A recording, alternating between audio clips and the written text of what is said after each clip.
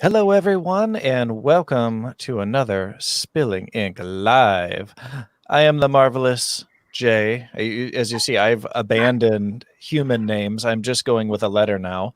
And I'm here with our lovely host, Katie Salidas, out in Las Vegas. Hi, Katie. Hello. So I think there's a story here. You went from being the Jason Lavelle to just Jay. Why is that?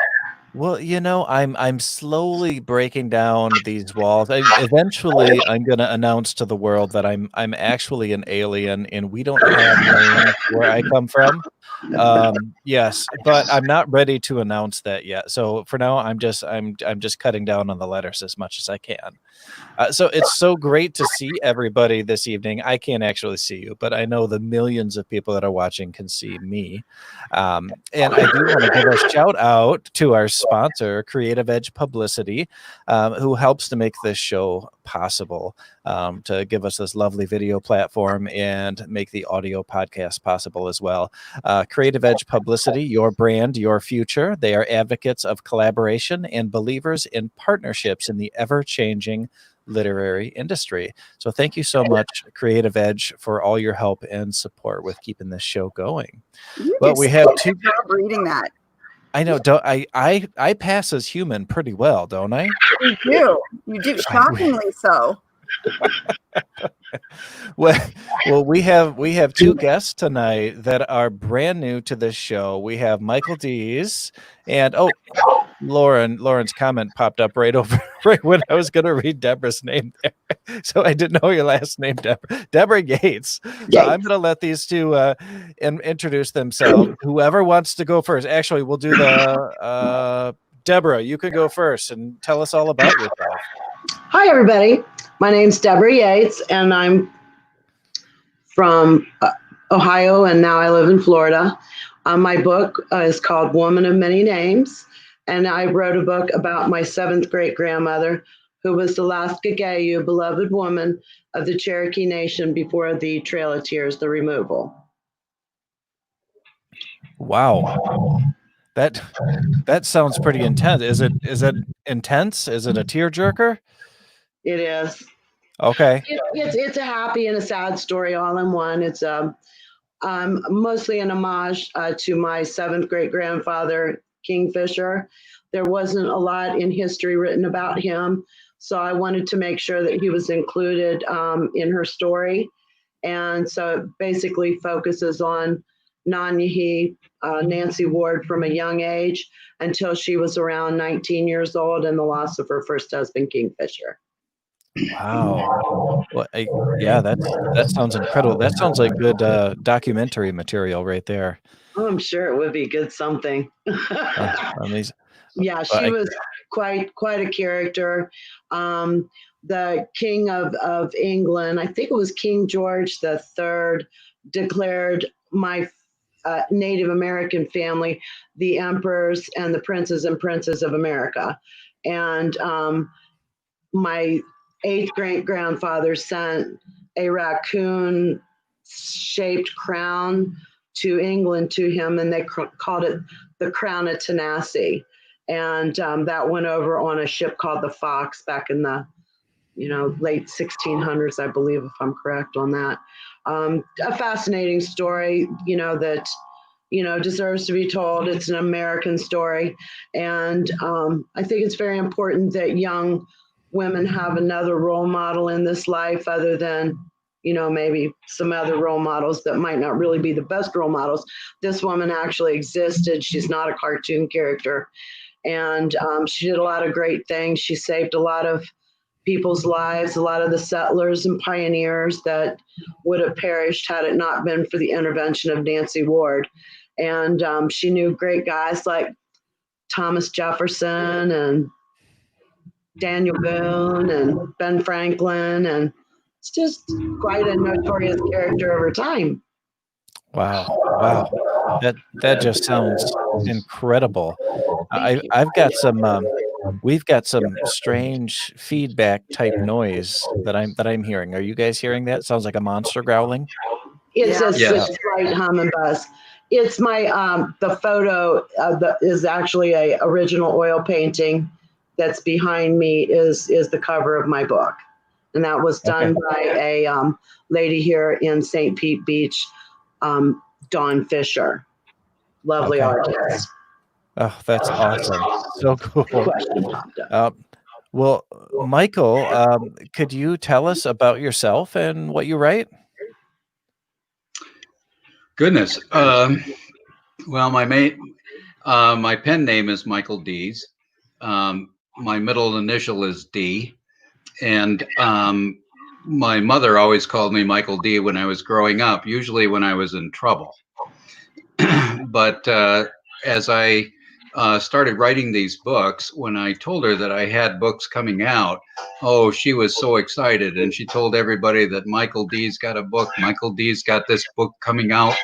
And then the month before the first of the 3 novels came out, she passed away. And so I said, well, then I'll change my name to Michael D's because these are Michael D's books. And so that's my pen name, Michael Dees. I retired last year after working as a physician for 40 years. And now I mow lawns for my son. And I married late in life and had children in my late 30s, 40s, and 50s. And I realized they did not know anything about who I was or before they came along. And then my father passed into dementia in his last years, and he was a World War II tail gunner on a B-17 bomber with a life expectancy of 5 missions, and he flew 26. But when we asked him if he would, I was a boomer, and so we'd always ask my dad, hey, Dad, what did you do in the war? What did you do this? And his comment was always, if you have to talk about it, you probably weren't there. Well, at the end of his life, just before he descended and disappeared into dementia, he handed me his handwritten diary. And the diary was a compendium of every mission that he flew, what their casualties were, how many hours they were in the air, where they went, who they saw, who they lost, landing with no landing gear, coming in out of fuel. And at the end of every single mission, the last sentence was always, we go again tomorrow. And it just absolutely made it understand why he was so distant and why he had such a hard time making connections to people emotionally, because everybody that he knew didn't make it. And the last chapter the last entry in his diary was when they came home, and they had to fly the bombers home. And the shortest trip was from Morocco to Brazil. And so they flew as a squadron, but back then they didn't have weather radar. So they didn't know what was over the horizon. And out of a squadron of 9 planes flying home, they lost 3. And so even the last mission was so terrible. And I started realizing that all of the things that I grew up with, when I first met my father, we lived in the projects in Chicago in the inner city, 700 West, just outside of the Loop.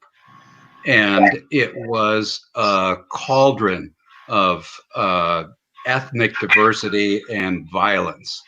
And my father brought us through all of that, only for me to get drafted and go to Vietnam and find out that if you have to talk about it, you probably weren't there. And so I thought I'd better start writing these stories down before I descend into dementia like my father and never get a chance to share. So the first book is called Bless Me, Father, because it was about growing up in those times in the 50s after the war where everybody scrambled. And it's a historical fiction, hopefully with a little bit of humor, but also a hard one. The second book, For I Have Sinned, is the story of the son and the father together. But the last one comes out in 2 weeks, is The Heretic. which talks about a struggle for honesty in our old age. And it follows the same characters through all three books. And I think they're good. I think Lauren over here agrees with you. They sound amazing. Yeah. Yeah, they sound.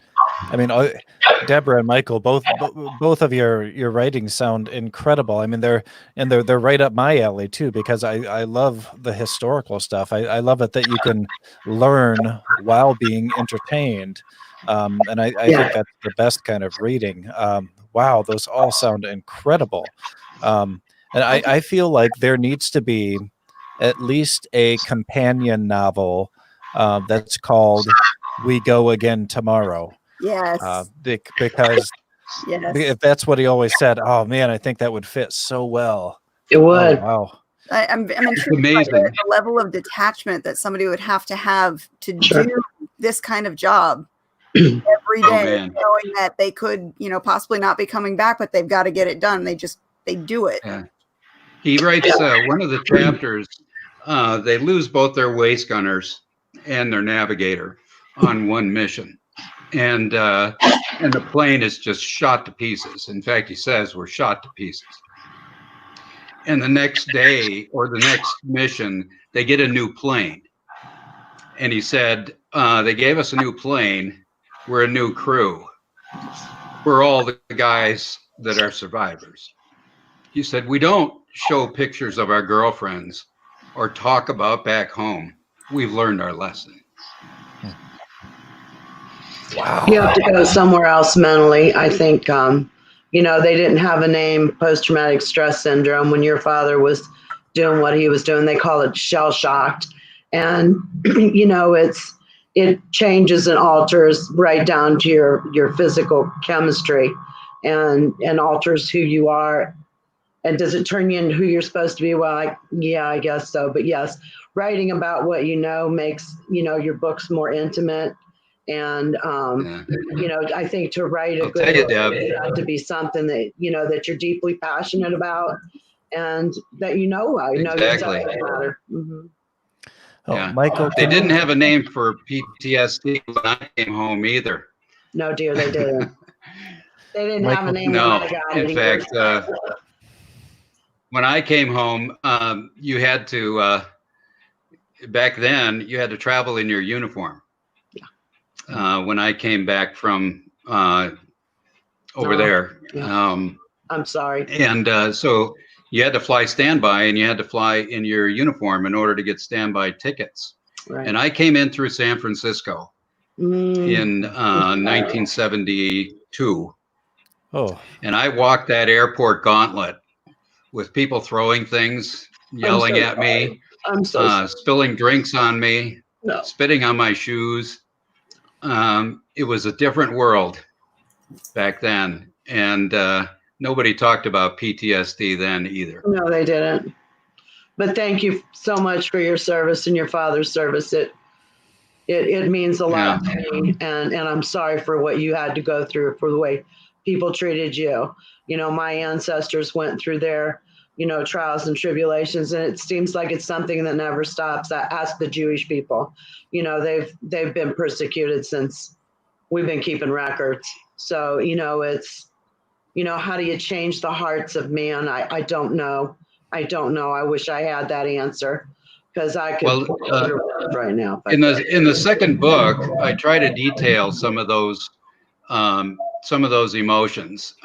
First, the emotions of the father who struggles with it every day and every night, but also with the son who thinks that because of what he saw and because of how he came home, that he must not be worthy of any kind of a life. And so instead, he embraces crime and he becomes a criminal. And at first, it's just criminal behavior, it's just criminal jobs, but it slowly descends into a point where he gets himself so badly in a bind that he can't get out. And he realizes that the only person that will understand, and the only person that can save him is his father.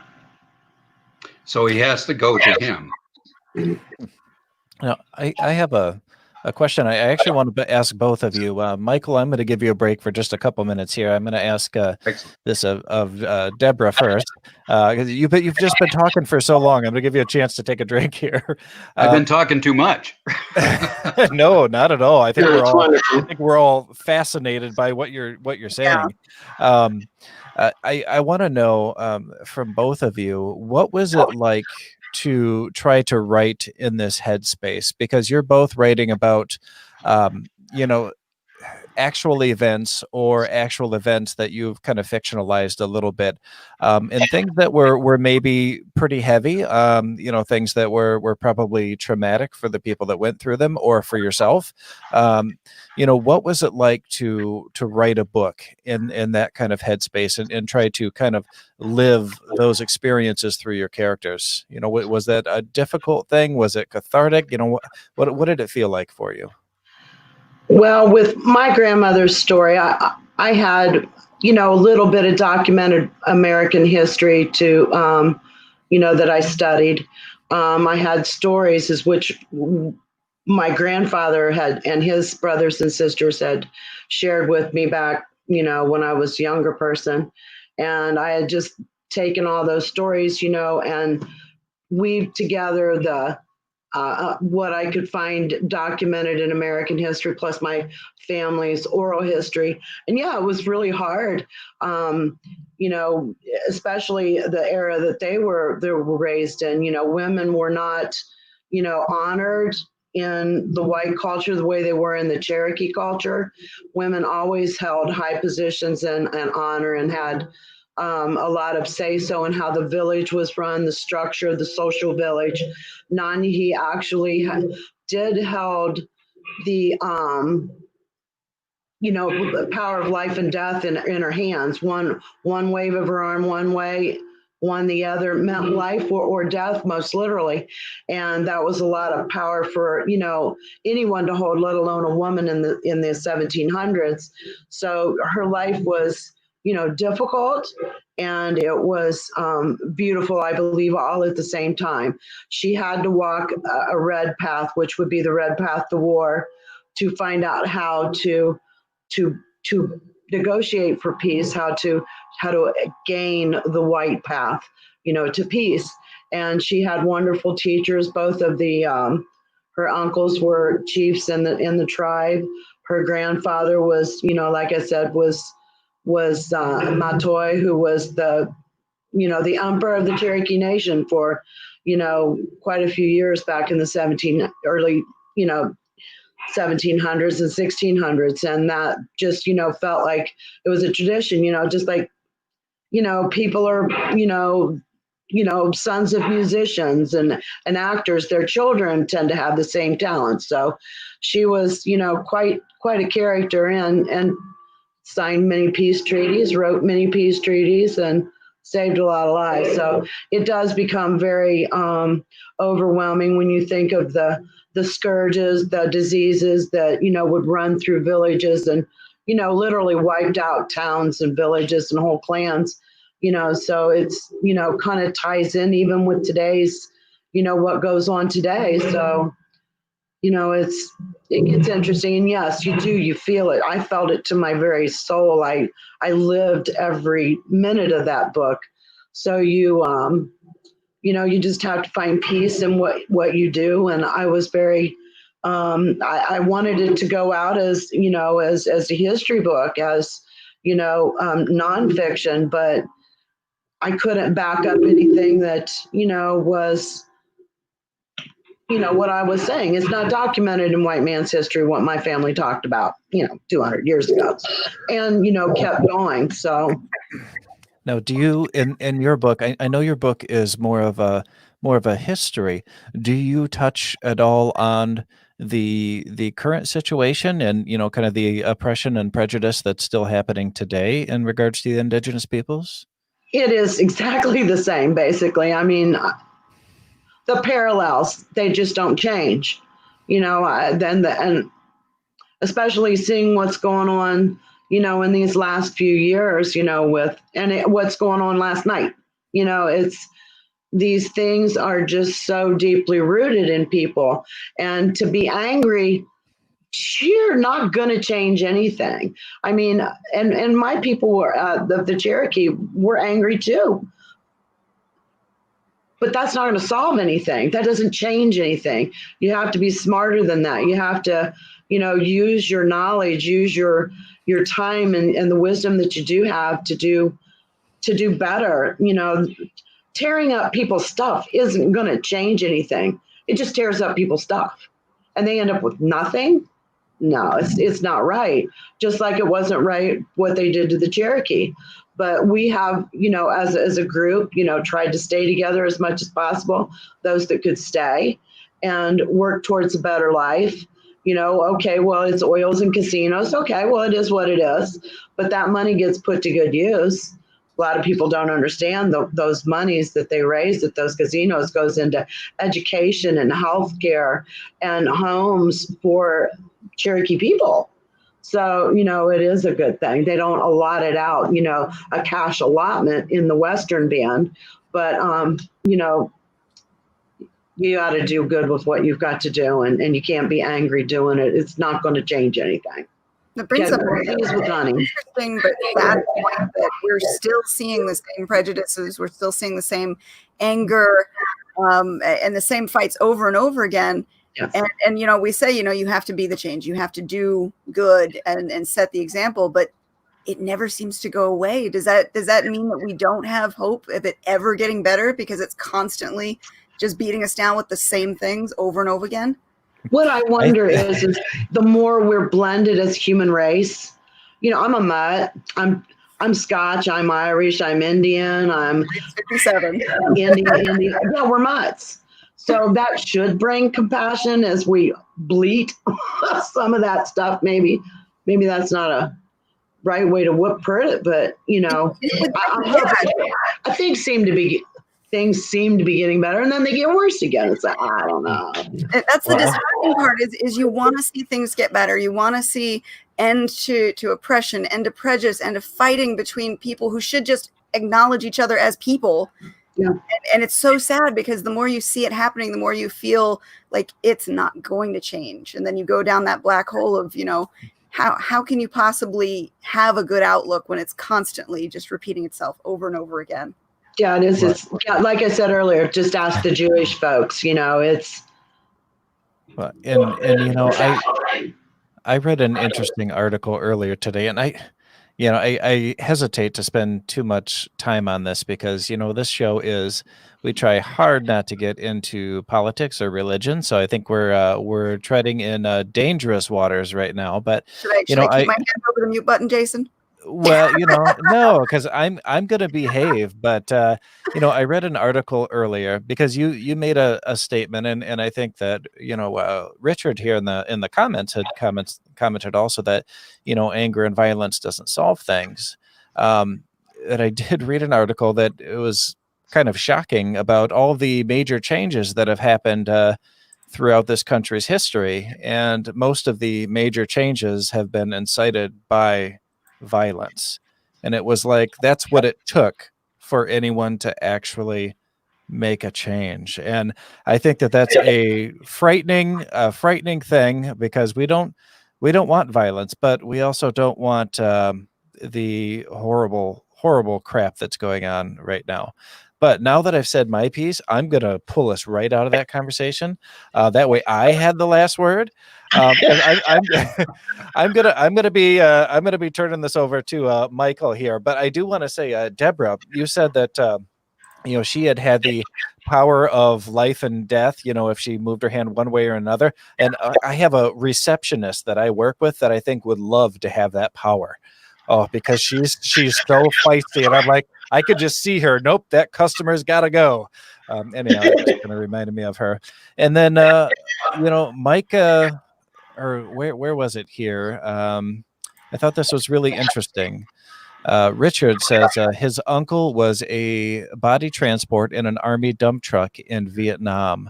No one was allowed to speak of the war in his presence.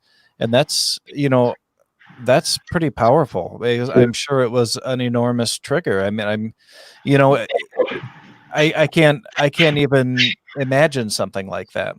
Michael, how was it for you writing these books that were so closely tied into your family history? What did you experience when you took that journey?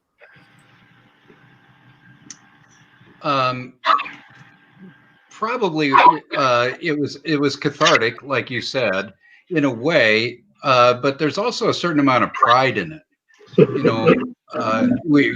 Deborah is just talking about how things ebb and flow, how things don't change as far as prejudices. I grew up as an Irish Catholic in a time when Irish Catholics were not very popular, and we were taking your jobs and that Same sort here. of thing. But my ancestors were Oklahoma Sooners that were Dust Bowlers. So there's been plenty of that as it comes and goes. But just having lived through it and being able to take a character and make him an anti-hero, but make him everyman, and witness it and live through it and see it with my eyes, but also with the perspective of a worldview of what everyone was seeing, gives it enough emotional distance so that you can really paint the picture with substance, and not make it so personal that it's like the Me Show, and give people a taste of how the scenery is going past the window, so to speak, and what it not only looks like but what it feels like. There have been so many transitions in the last 50 years, from the time 60 years from the time that book started to be written. And we were just talking now about how violence doesn't change anything. Well, anybody that thinks that violence doesn't change anything missed the 1968 Democratic National Convention. That changed everything. And that was as violent as it gets. But this afternoon, at any rate, it was an opportunity to relive it and see it again in the pastel of memory instead of the stark reality of vision. As we start to remember things, kind of we tend to forget what pain feels like, and we tend to forget what misery feels like. And instead, it's replaced by the memory of what we surmounted to get there. And the hard times aren't quite so vividly colored. They're more of a pastel, and the sharp edges kind of come off of them a little bit. And my father couldn't talk about the war his entire life, but at the end of his life, he realized that he was a hero, and that he had done something really, really noteworthy when it was too late to talk about it. And so his vision finally cleared to the point where he recognized his accomplishments. And I think that's what memory does. And if you have the ability to put yourself in that place, but with the perspective of distance, you can really tell a story. And I think that's how we change the world. I think that's how we do it, Deborah. I think we tell the story in a way that it makes people feel what it's like to be oppressed, and what it makes them feel how we change those things, or how we want to change those things. I think that's how we motivate people. I can stand on a soapbox all day long, and you can tell, and I can tell you what I think you should think. And at the end, you're going to say, wow, he's a really great speaker. But if you read it and start to feel it, now you're a motivation for change. Wow, Michael, that was everything right there. That was everything. Michael, that was that was so beautiful. You're so right, because if you don't, if you can't empathize with the characters or the people, Yeah. then no matter what facts are presented to you, you're not going to care. You retain So it. 100%, you've got to make them feel it. Man, I love that. Wow. Wow. I I would say cannot one. wait to read some of your books. I cannot wait to get into I'll it. caution you though, Jay. My daughter was reading the second book, and she said, "I had to put it down. I can't read it. It's too raw." Ooh. Wow. She said She said I could only read a little at a time because it's too raw. Well, and I wanna ask you too, because of the distance, do you My think daughter's that 18 though. Oh, okay, okay. That's a I baby. I've got just a couple years on her, I think. Because of the distance and the time between, these events and actually starting to write, do you think that actually makes the writing better when you're able to see from a distance and look at it more objectively? Or when you start in on it, does everything just come rushing right back? Yes. I think the answer I think the answer is yes. Some of it comes rushing right back, and I think the trick is to harness that. But also, I learned early on that when you try to write like that, when you sit down and you're trying to write something that's profound or deep or something like that, you can't make that happen unless you feel it. You end up writing crap, and I can't tell you how many chapters I've thrown away that were crap, because I tried to write something that was interesting, and all I ended up doing was boring myself. Michael, can you quick give another shout out here to what the names of your books are? We have someone asking what the titles were again. The first book is Bless Me, Father. Because of my Irish Catholic, Bless Me, Father. And the second one is For I Have Sinned. And then the third book, which is not out yet, is The Heretic. Okay. Wonderful. And that was for Julia, who had commented asking what the titles were. And that Bless Me, Father, for I have sinned. That's what you say when you get into the confessional with your priest. So that's good. It's like you're confessing these stories. I like that idea. Very cool. Oh, well, I feel like this has been an amazing conversation, and I don't even know how it all started. But Katie, what were we supposed to be talking about today? No. Spilling ink. We naturally went off topic, and it was wonderful. So we're going to stay on this new train of topic. And I'm just putting the links for you guys who are in our live chat right now. I've just put the links up to find both Michael and Deborah if you're looking for their books. And we will also put them in the comments, or sorry, the show information at the end of the show as well. So that'll be on our YouTube channel. Now, this is a question for both of you too. Can you tell me a little bit about how you went about researching these projects? For some of the stuff you already have the knowledge, or the experience, but how did you go about researching these events, especially if they were, Deborah, in your case, 300 years ago? A couple hundred. Yes. Well, she'll actually been in 2022. Will have been dead for 200 years. So, like I said, I there's books out there about Nancy Ward and Attakullakulla, Okanastoa, and Motoy. So, of course, I read everything I could get my hands on there.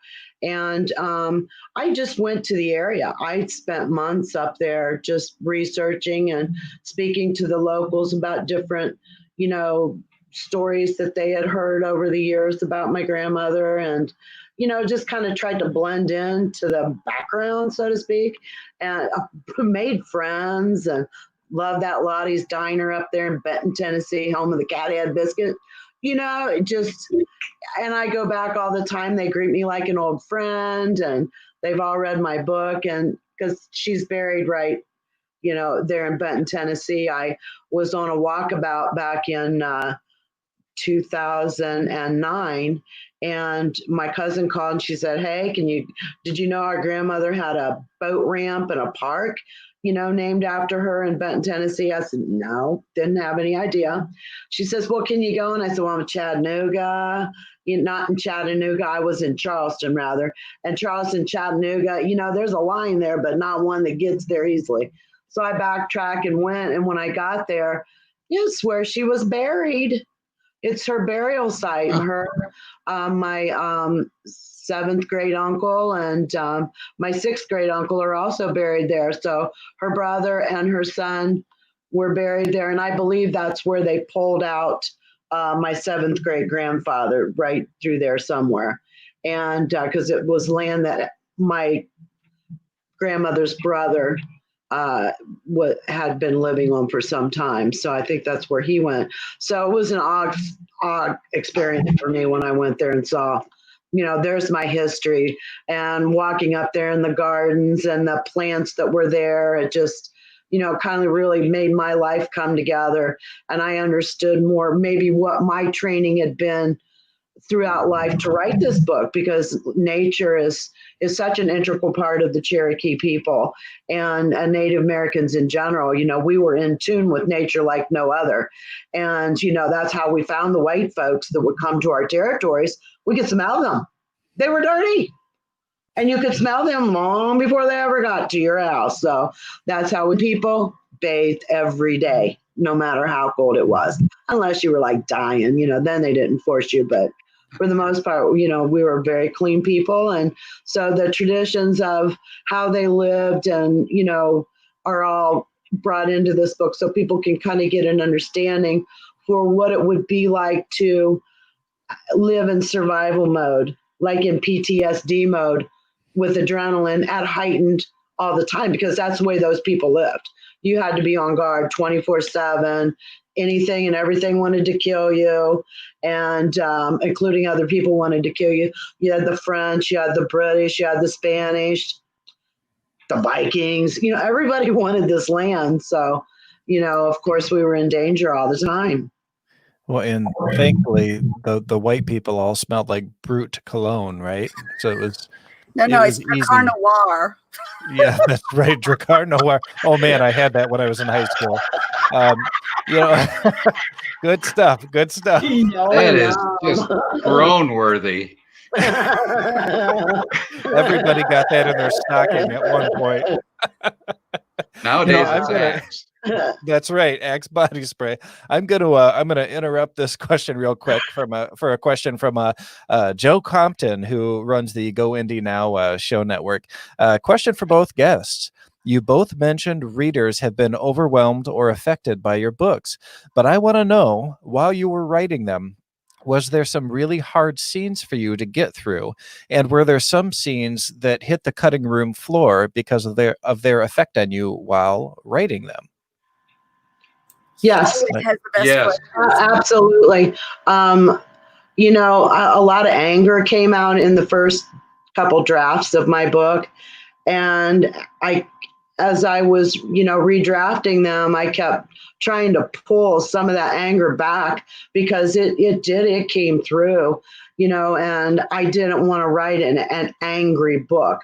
I wanted to write something that, folks could get an idea of what Native American people were like, what their hearts were, what they were thinking, and, maybe they could understand the Native American people better, after having read my book. So I wanted to convey that to the readers. And, of course, it's got to do with, life and death and birth. And, so those things are all very, interesting in a hospital setting, let alone when you're on a dirt floor, in the middle of the wilderness. So, yeah, those things were very, heart-wrenching to write. And yeah, some of it did have to hit the floor. Sure. Okay. Michael, what about you? Absolutely. There are some that were very hard and hard for me to still read. if I look back at them, I'm satisfied with the way they came out. But like my daughter said, they're kind of raw because they needed to be raw, and as a result, they had to be revisited quite a few times because I kept trying to soften them in my, you don't want to make it the way it is, but you have to. One scene in particular where I don't know if you know what an FNG is. It's a military term. The effing new guy. And Okay. and F and G's are always trouble because they've got live ammo and lots of scared, and so they always try to put them someplace where they can't hurt people. And there's a in the first book, as a matter of fact, there's a couple of FNGs that are on a recon patrol and they get ambushed, and the horror of what's happening around them just transcends their training, and the shock of the impact of what's going on around them, and they have to think on their feet for a few minutes, and they have to defend themselves. And it is one of the hardest things that I ever wrote. That is tough. And did that make it into the final draft? It did. It's the first chapter of the first book. Whoa. Okay. Now there is a kind, and this is from a movie. This is from the movie Platoon, which is an older movie now with Charlie Sheen and Willem Dafoe. And in that movie, they had one of the things that the soldiers that had been in country for longer were saying is that your life is actually worth more if you've been there longer. You have more perceived value. Is that a thing, or was that just in a movie? No. Your first 30 days and your last 30 days are the two toughest times that you're there, and that's not just in Vietnam. That's anywhere. It doesn't make any difference how trained you are until the practical exam is on the desk. Right. I have a feeling that Rebecca is reading your book as she's watching this show, which is pretty typical of Rebecca. She's our speed reader. Well, I don't know how she does it. I'm sorry, she doesn't like the prologue. Well, that's a compliment when you get an exclamation from her. That's definitely a compliment. Well, Michael, can you tell me a little bit about the research that went into your books? Oh, yeah, that's where we were going, wasn't it? That was where we were going at one time. The book is it's a continental scene. He travels quite a bit, the character, and so the original archives are at the Chicago Public Library for a lot of the things that were described. There's a scene in the book about the boy lives through the Our Lady of Angels fire in 1958, where a Catholic school caught fire, and tens of dozens of children were killed, and nuns and everything else. And he has to, and that all that research is contained in there. The second book was easier because there's a lot of World War II footage that's available, and because my father wouldn't tell me about it, I ended up having to crawl through B-17 bombers to see. My dad was a little guy. For instance, this is a good example of it. tail gunners were little. They had to be little. My dad was 5'4". He never weighed more than 125 pounds. And the reason that he was a tail gunner was you had to crawl on your belly down the tail to get into the turret at the back of the plane, which meant that you took the parachute off and left it in the bomb bay in order to get there. And so they had to have a little guy that would do it. But if a plane crashed, it guaranteed that the tail gunner was dead because he had no parachute. And so I had to crawl in there, and I actually can't get down the tail, and I'm not a big guy. And so I had to do a lot of schematics and different things like that. But luckily, that Google is a marvelous thing. So I did a lot of research that way. Wow. And for the third one is mostly personal experience. And that's why it's called The Heretic. How much harder was it to write the third one, being that it's personal experience versus historical reference? Well, all three are somewhat personal, but the third one was the hardest to write and took the longest. And it, once again, you don't want to glorify the experience because you assume people know that it's you. And the last thing you want to tell a story, not make a hero. And so that took a little bit of soul searching in order to do that and make it a story about a person, a character, instead of making it about me. So it was fun in a different way and difficult. How do you approach that? Because you said before when you were talking about this story that you were making the character this man who had gone to war. He had become a criminal, but he was also everyman kind of thing. He was an ordinary person as well. You know, how do you go about creating a character that has seen or done extraordinary things, but is still an everyday person, you know, that an everyday person can relate to? You know, how did you do that? Well, we all have an angel on one shoulder and the devil on the other. And lots of times we walk a razor's edge between the two, I think. And fortune and chance have a lot to do with, you know, which side we choose.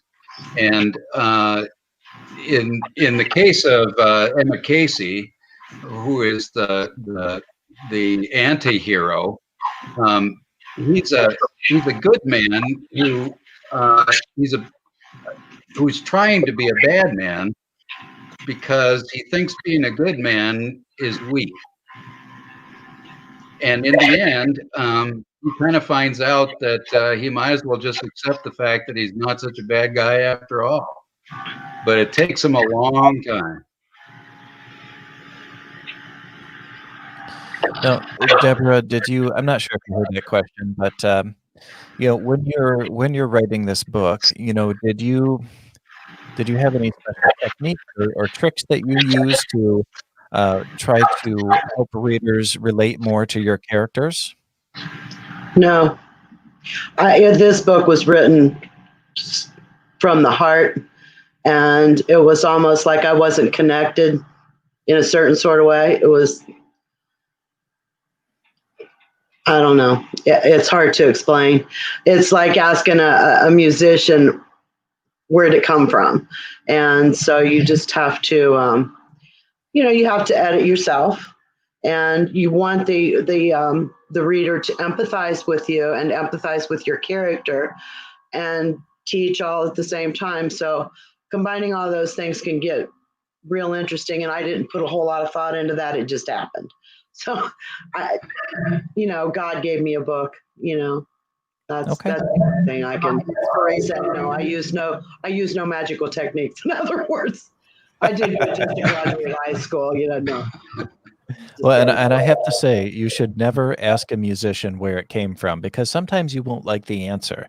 I've done that, and then I got the answer, and I was like, "Oh, all right, well, this song isn't as cool for me now." But Lyrical. Lyrics yes, yeah. to the music. The music. Well, and when I'm writing my characters, and it's not so well lately. It's been more conscious, a more conscious decision because my editors, hound me about it. But when I'm writing a character, I'm trying to, in my head at least, experience what they're experiencing. So I have a little bit of those emotions so that when I'm writing, I'd be like, this is how I would feel in these scenes. And it may not be 100% accurate because I haven't been in those situations. Right. But I feel like that does help to make things more relatable. If you're putting your real emotions in there while you're writing it, I think you're more likely to connect with people. And Rebecca Jonesy says, "OMG, the staircase scenes. This is ... Wow." Rebecca, we have no idea what you're talking about. The only person who knows what you're talking about is Michael over there. The rest of us don't know. She's selling it though. She's selling it for sure. Curiosity. Michael, everybody's going to be buying your book tonight, and Deborah, you too, because I cannot wait to hear about this history. It's so exciting to me. It's beautiful. It's beautiful. Katie, it's a beautiful story. That's you the haven't one said thing about historical fiction is you not only or not even historical fiction, but just any historical book is you get to gain new perspective. You get to learn things that you didn't know before. And it enriches your life. You can see things that weren't there a few minutes ago. It's almost like an open wound. Writing a book is like an open wound. We're opening ourselves up and people get to peer into who we are as people. And that's a personal thing, but yet we're sharing it with the world. So, it's a different genre. We're only 1% of all the people that ever born write a book and publish it. So we're 1%ers for starters. And, yeah, I may not be there with this, but I'm a 1%er. I wrote a book and managed to get it published. So, and less than 10% of all books ever written sell more than 1,000 copies. So, it's a tough thing to lay yourself bare for everybody. For sure. My last release was a collection of horror stories, which people for some reason don't give a lot of weight to because they say horror. It's going to be blood and guts and sex and gore, and it's really not all it is. There's a lot of humanity in horror, but the most powerful story in the book to me wasn't even really horror. It was just about a young girl who was neurodivergent, which is somewhere on the autism spectrum, and experiences some major life changes. And those changes for her were horror. They were horrific. And my goal was just to push something new into the reader's face and to kind of get under their skin a little bit with it. And I think that if we give the characters or the historical figures enough life and enough emotion, that people could really connect with them and you could really make a difference with it. And so empathy to the change we were talking about before. You have to give people perspective, and the only way they can get perspective is being able to connect with Absolutely. things they didn't understand before. Absolutely. Wow. I could write a horror story and it would just be about a family reunion. That is a horror story. Family like that? Yeah, that's my worst fear. It's my mother's worst fear too. I got somebody pressing me to write my story, and I'm going, I don't think my family's ready for that. No. Yeah, my horror story could just be a person walks into a crowded room. That's it. That's the end. There you go. Yeah, I'm right there with you, Jay. Oh yeah. Yep. We're silently cheering you on, Jay. Oh goodness. Well, Rebecca, or not Rebecca. I'm looking at the comments at Rebecca, and I'm looking at your face. I'm calling you Rebecca. Katie, is there anything else we're supposed to be talking about tonight? No, you know how our No. shows go. I know, but I want to make sure we're not missing anything. Direction. Well, I wanted to give each of you the chance. I know we've already talked about what your books are and what's going on with them, which was wonderful because you both have fantastic books, it sounds like. But as we're wrapping up the show, I'd like to give you the opportunity to kind of promote your books one more time here. I want to start with Deborah. You want to just give us another quick title and recap and where we can find it? Yes, it's Woman of Many Names by Deborah S. Yates, and it's available, Barnes & Noble, Books A Million, Amazon, and if you go to Woman of Many Names, www.womanofmanynames, you can order it that way also. And she has a Facebook page, Woman of Many Names. So, yeah, just like that. So I hope that people will pick it up and read it and enjoy it and pass it on down to somebody else that might enjoy reading it also. Wonderful. Well, Michael, you want to tell us once more about your books and where we can find them? There are 3 books, all with the same character, Emmett Casey, in Emmett Casey Chronicles. The first is Bless Me, Father. The second is For I Have Sinned. The third will be out in just a few weeks, all available on Amazon. The third will be The Heretic, and will be the final chapter in the series, in the story of Emmett Casey. And it will follow from over the last 60 years of history, all seen through one man's eyes.